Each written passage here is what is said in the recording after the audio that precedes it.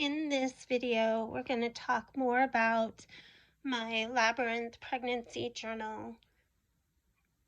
This journal in and of itself doesn't have prompts.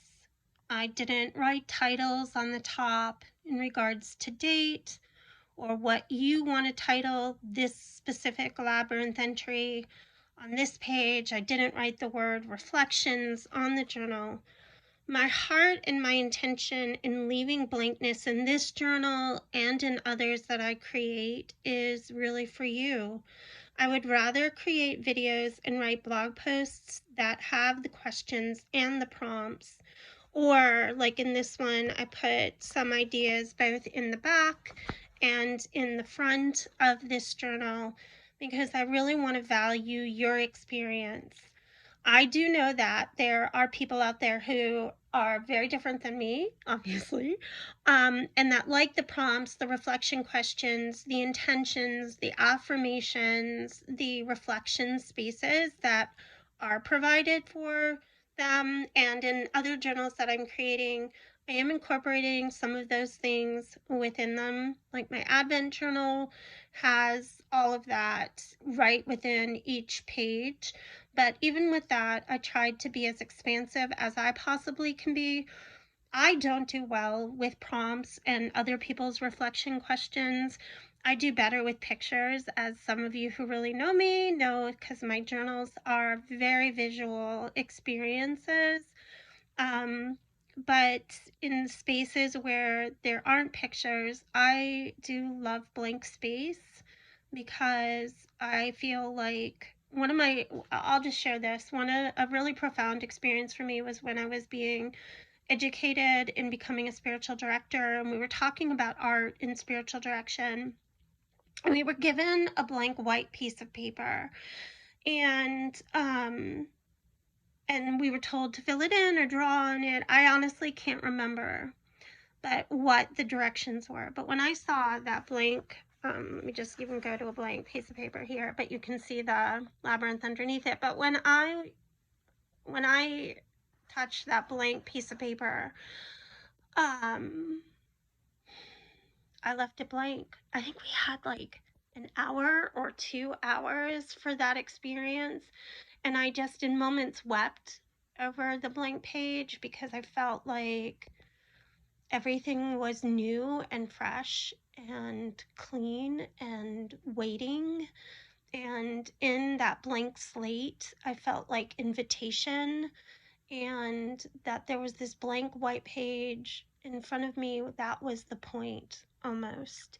And so for me, it is very intentional. It's not that I couldn't have filled these pages up with a line that says date or title or reflection. It's that I really chose not to in this journal and in some of my other journals. I would rather, like I said, not to be redundant, but I would rather create a blog post or a video and give that to you than crowd your space. So that's my heart and my intention in creating journals that have in my journals that don't have as many prompts. And so but I have gotten the feedback, and I am in some of my journals putting those prompts in and incorporating them. So but for this pregnancy journal, what I wanted to do now was show you different ways that you can use the labyrinth. So in this one, I just started on the end and I meditated my way through it with a pen, and I breathed. Like I just used this experience to focus on the present moment and to capture that breath and that journey and let my thoughts and my being or whatever emotion I was having just be present to it and breathe. And I journaled through that like that. And then this one, I just wanted to give, I'm never going to read this again. And I'm just doing stream of consciousness, again, starting from here versus starting from the middle. And then on this side, I am 52 years old. My youngest is 14 and a half. So obviously I'm not pregnant, but I did take this moment to remember and reflect on being pregnant with my oldest child. and how young I was. That became like, I didn't come into this. I just sat and listened to my body and said, okay, if I'm going to be doing this page, what's present to me? And because I'm working on this video, what was present to me was when I was very first time pregnant with our oldest son, who's now almost 29 years old. And so I just started writing that. And then here on the reflections, I wrote, remembering how young I was when I was pregnant with my oldest son. And then there were other reflections that were happening in that time. So that's one space. And this one I actually titled, and then this was today's date too. Obviously, I didn't feel my son kick for the first time, but I will never forget that moment. And here I did an example of starting in the middle, and I did an example of writing so that you can then read exactly what you wrote. So being more intentional with the words, and I wrote, "You are in me."